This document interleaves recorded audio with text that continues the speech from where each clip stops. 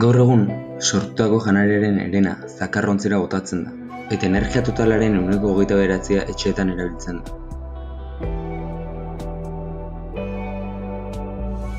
Etorkizunean, bide honetatik jarraitzen badugu, eta gainera populazio totala hazten bada 2050erako aurreikusita dauden 9.600 milioi pertsonetara, gaur egungo bizi estiloa mantentzeko 3 planeta beharko genituzke.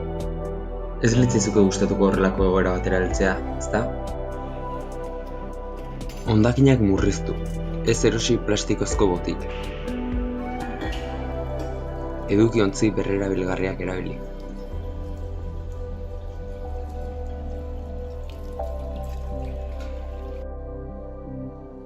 Ahal den neurrian energia kontsumoa murriztu.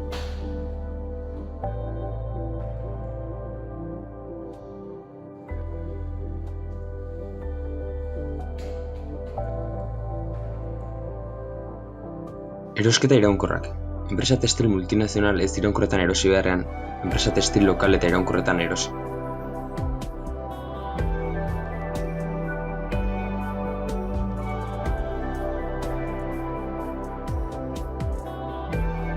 Beraz, hauek dira atera ditugun ondorioak. Gaur egungo bizi estiloa sostengaitza da epe luzera. Beraz, honako egin beharko genuke. Zaborra eta energia kontsumoa murriztu eta enpresa lokal eta iraunkorretan erosi.